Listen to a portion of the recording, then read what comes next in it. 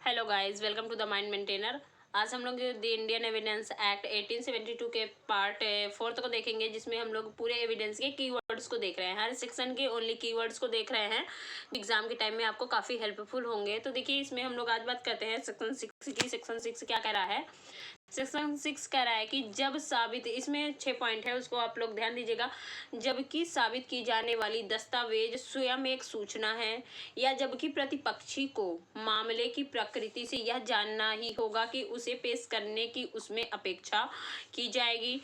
Third point है, जबकि यह प्रतीत होता है या साबित किया जाता है कि प्रतिपक्षी ने मूल पर कब्जा कपट या बल द्वारा अभिप्राप्त कर लिया है, या जबकि मूल प्रतिपक्षी या उसके अभिकर्ता के पास न्यायालय में है।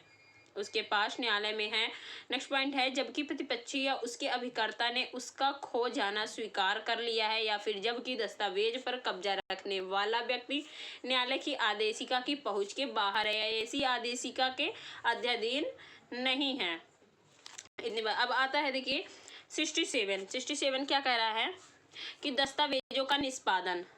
यदि कोई दस्तावेज किसी व्यक्ति द्वारा लिखित अथवा हस्ताक्षरित किया जाता है, तो यह साबित करना होगा कि वह दस्तावेज उसी व्यक्ति ने निष्पादित किया है।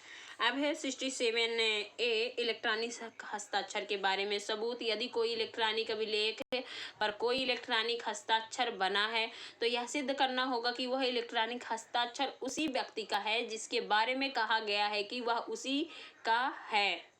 ये बातें बता रहा है 67A। फिर है 68 कह रहा है कि किसी दस्तावेज के निष्पादन का साबित किया जाना जिसका अनुप्रमाणित होना विधि द्वारा अपेक्षित है कि कम से कम एक अनुप्रमाणक साक्षी के द्वारा होना चाहिए। फिर है 73 क्या कह रहा है? हस्ताक्षर लेख या मुद्रा की तुलना अन्य से जो स्वीकृत या साबित। इस धारा में हस्ताक्षर, हस्तलेख व मुद्रा को सिद्ध करने की निम्नलिखित विधियां हैं। क्या है? साबित हस्ताक्षर या हस्तलेख से विवादास्पद हस्ताक्षर या हस्तलेख की तुलना करना। न्यायालय उस व्यक्ति से अपने सामने कोई शब्द, अंक अथवा संकेत लिखकर विवादग्रस्त लेख भी उक्त नमूनों से तुलना कर सकता है। कह रहे किसी व्यक्ति के हस्ताक्षर, लेख या मुद्रा उसी व्यक्ति की है कि नहीं, यह जानने के लिए उसके लेख व हस्ताक्षर को परस्पर मिलान करके साबित किया जा सकता है। तो न्यायालय ने निर्देशित कर सकता है कि कोर्ट में उस व्यक्ति द्वारा कुछ हस्ताक्षरित कराया जाए, ताकि उसकी तुलना डॉक्यूमेंट से की जाए जिसे साबित की जानी है। स्टेट ऑफ बॉम्बे काठीकालू का केस है इसमें। तो प्रस्तुत वाद में यही कहा गया, निर्धारण किया गया था कि साक्ष्य अधिनियम की धारा 73 संविधान में संरक्षित अनुच्छेद 22 थर्ड का उल्लंघन नहीं करती है। देखिए 73 है, ए है, क्या कह रहा है? अंकी हस्ताक्षर के सत्यापन के बारे में सबूत। कह रहा है अंकी हस्ताक्षर के सत्यापन के बारे में सबूत बता रहा है कि न्यायालय में अंकीय हस्ताक्षर निम्न प्रकार से सत्यापित किए जा सकते हैं। न्यायालय जिस व्यक्ति के हस्ताक्षर हैं अथवा नियंत्रण, कंट्रोलर अथवा प्रमाणकर्ता अधिकारी के अंकीय हस्ताक्षर प्रमाण पत्र पेश करने का निर्देश दे सकेगा। सेकंड पॉइंट कह रहा है कि अन्य व्यक्तियों को अंकीय हस्ताक्षर प्रमाण पत्र में सूचीबद्ध सार्वजनिक सूचक शब्द को प्रयोग करने और उस व्यक्ति द्वारा किया गया तात्पर्यित अंकीय हस्ताक्षर को सत्यापित करने का निर्देश दे सकता है। अब आता है, देखिए 74 क्या कह रहा है? लोक दस्तावेजें। यह लोकहित, पब्लिक इंटरेस्ट से संबंधित होते हैं। यह लोक सेवक द्वारा अपने शासकीय कर्तव्य के निर्वहन में तैयार की जाती है। इसे विशेष अभिरक्षा में रखा जाता है। इसकी प्रमाणित प्रति मूल के स्थान में साक्ष्य में ग्राह्य होती है। फिर है 75, किसी अन्य दस्तावेज प्राइवेट हैं जो लोक दस्तावेज नहीं हैं, बस ये बता रहा है। फिर है 76 है, लोक दस्तावेजों की प्रमाणित प्रतियां प्रत्येक लोक ऑफिसर जिसका अभिरक्षा में कोई दस्तावेज है, लोक दस्तावेज की प्रमाणित प्रति जारी करेगा। ऐसी प्रति उस पर अधिकारी का हस्ताक्षर, मुहर व दिनांक अंकित होगा। बाकी इसके बाद ज़्यादा इंपॉर्टेंट सेक्शन नहीं है, हेडिंग देख लेते हैं। प्रमाणित प्रतियों के पेश करने द्वारा दस्तावेजों का सबूत है। फिर 79 है प्रमाणित प्रतियों के असली होने के बारे में उपधारणा करती है। 80 है साक्ष्य के अभिलेख के तौर पर पेश की गई दस्तावेजों के बारे में उपधारणा है। 81 है राजपत्रों, समाचार पत्रों, पार्लियामेंट के प्राइवेट एक्टों और अन्य दस्तावेजों के बारे में उपधारणाएं। 81 है इलेक्ट्रॉनिक रूप में राजपत्रों के बारे में उपधारणाएं। 82 है मुद्रा या हस्ताक्षर के सबूत के बिना इंग्लैंड में ग्राह्य दस्तावेज के बारे में उपधारणाएं। फिर 85 है मुख्तार नामों के बारे में उपधारणाएं। 85A है इलेक्ट्रॉनिक करार के बारे में उपधारणाएं। 85B है, ये सब इम्पोर्टेंट नहीं है। फिर 85C है इलेक्ट्रॉनिक हस्ताक्षर प्रमाण पत्र के बारे में उपधारणा। 86 है presumption as to certified copies of foreign judicial record है। 87 है presumption as to books, map and charts. 88 है presumption as to a telegraphic message. फिर है 90 कह रहा है 89 पेश न की गई दस्तावेजों के सम्यक निष्पादन आदि के बारे में उपधारणा। फिर कह रहा है कि 90 30 वर्ष पुरानी दस्तावेजों के बारे में उपधारणाएं। 30 वर्ष पुरानी दस्तावेजों के बारे में उपधारणाएं कह रहा है। फिर है 90A 5 वर्षीय पुरानी इलेक्ट्रॉनिक अभिलेख के बारे में उपधारणाएं की जो 5 वर्षों से है उसकी उपधारणा की जाएगी। और 90 में कह रहा है 30 वर्ष पुरानी दस्तावेज के बारे में उपधारणाएं। फिर आता है चैप्टर 6 है दस्तावेजी साक्ष्य द्वारा मौखिक साक्ष्य के अपवर्जन के विषय में है। 90 दस्तावेजों के रूप में लेखबद्ध संविदाओं, अनुदानों तथा संपत्ति के अन्वयनों के निबंधनों का साक्ष्य, वो सब आप लोग डिटेल में थोड़ा देख लीजिएगा। बाकी की पॉइंट जिसका है उसका हम बता रहे हैं। 92 है मौखिक करार के साक्ष्य का अपवर्जन।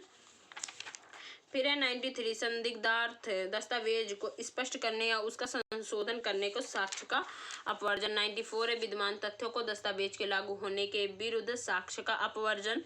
95 है विद्यमान तथ्यों के संदर्भ में अर्थहीन दस्तावेज के बारे में साक्ष्य। 96 है उस भाषा के लागू होने के बारे में साक्ष्य जो कई व्यक्तियों में से केवल एक को लागू हो सकती है। फिर 98 है ना पढ़ी जा सकने वाली लिपि आदि के अर्थ के बारे में साक्ष्य बता रहा है। फिर आता है पार्ट 3 में जो 101 से 114A तक है बर्डन ऑफ प्रूफ है। चैप्टर 7 है सबूत के भार के विषय में।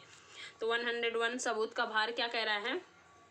सबूत का भार, सबूत के भार का अर्थ किसी तथ्य को सिद्ध करने के दायित्व से है। सबूत का भार उस व्यक्ति पर होगा जो किसी तथ्य के अस्तित्व के बारे में दावा करता है, या उस व्यक्ति पर होगा जो उसके आधार पर निर्णय चाहता है। क्या कह रहा है कि जब कोई व्यक्ति साबित करना चाहता है तो उसे साबित करने का भार उसी व्यक्ति पर होगा। दूसरे शब्दों में कहा जाए कि साबित करने का भार एक ऑब्लिगेशन है जिससे पक्षकार साक्ष्य देकर मुक्त हो सकता है, किसी न्यायिक अधिकार या तथ्य के विद्यमान होने या न होने को दर्शाता है।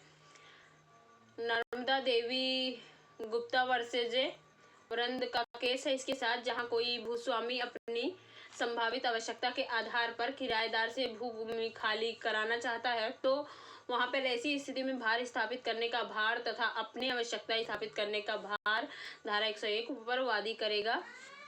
तो इसमें ये है। फिर है 102 है, देखिए इसमें क्या कह रहा है, सबूत का भार किस पर होगा? जो असफल हो जाएगा यदि दोनों ओर से कोई साक्ष्य न दिया जाए। दोनों ओर से कोई साक्ष्य न दिया जाए। सेकंड पॉइंट कह रहा है कि सबूत का भार कार्यवाही के दौरान कभी वादी पर कभी प्रतिवादी पर बदलता रहता है। फिर 103 क्या कह रहा है, विशिष्ट तथ्यों के बारे में सबूत का भार उस व्यक्ति पर होता है जो न्यायालय से या चाहता है कि न्यायालय उस विशिष्ट तथ्य के अस्तित्व पर विश्वास करे। फिर है देखिए प्लिया फेलवाई अन्यत्र होने के अभिभाव को साबित करने का भार अभियुक्त पर ही होगा, जैसे इसमें।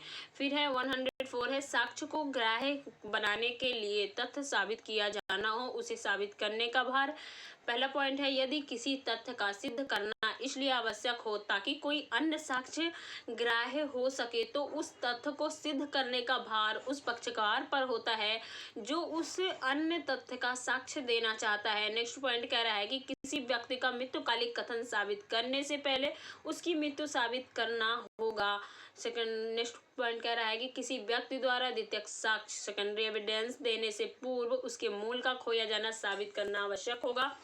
फिर है 105 क्या कह रहा है इसके साथ, देखिए एक केस भी है कृष्णा वर्सेस यूपी 2009 का है कि यदि कोई व्यक्ति प्राइवेट डिफेंस को के सिद्धांत के कारण अपराधी होने से बचना चाहता है, यह साबित होने का भार कि उसने कार्य आत्मरक्षा के कारण किया है उस व्यक्ति पर होगा। तो क्या कह रहा है, साधारण अपवादों को साबित करने का भार, साधारण अपवादों एक्सेप्शन सेक्शन 76 106 आईपीसी में साबित करने का भार अभियुक्त पर होगा। फिर है 106 है विशेषता ज्ञात तथ्यों को साबित करने का भार उस व्यक्ति पर है जिसके ज्ञान में वह विशेष तथ्य है। बिना टिकट रेल यात्रा सबूत का भार यात्री पर होगा। इसका एग्जाम्पल है 107 है उस व्यक्ति की मृत्यु साबित करने का भार जिसका 30 वर्ष के भीतर जीवित होना ज्ञात है। ये 107 इसकी बात कर रहा है। फिर है 108 है यह साबित करने का भार, यदि कोई व्यक्ति कहता है कि ऐसा व्यक्ति मर गया है तो उसकी मृत्यु साबित करने का भार उस व्यक्ति पर होगा जो कहता है कि वह मर गया है। 108 है यह साबित करने का भार कि वह व्यक्ति जिसके बारे में 7 वर्ष से कुछ नहीं सुना गया है वह जीवित है। मृत्यु की उपधारणा 7 वर्ष तक लापता व्यक्ति की मृत्यु की उपधारणा की जाएगी। इसको मृत्यु की उपधारणा 108 को कहते हैं और 107 को जीवन की उपधारणा कहते हैं। प्री में इससे क्वेश्चन बने हैं काफ़ी। फिर नेक्स्ट पॉइंट है, कोई व्यक्ति कथन करता है कि ऐसा व्यक्ति जीवित है तब उसके जीवित साबित करने का भार ऐसे व्यक्ति पर होगा जो कहता है कि वह जीवित है। 109 है भागीदारों, भूस्वामी और अभिधारी, मालिक और अभिकर्ता के मामलों में सबूत का भार। तो भागीदारों, भूस्वामी और अभिधारी, मालिक और अभिकर्ता के मामलों में सबूत का भार उस व्यक्ति पर होगा जो कथन करता है कि वे परस्पर उन संबंधों में व्यवस्थित नहीं हैं। उसके अभाव में यह अवधारणा की जा सकेगी कि वे परस्पर उन संबंधों में व्यवस्थित हैं। तो ये रहा 109 तक के सेक्शन। आई होप गाइस आपको समझ में आया तो लाइक और शेयर जरूर करें और बाकी इसके आगे के सेक्शन 110 से नेक्स्ट वीडियो में बात करते हैं। Thank you guys.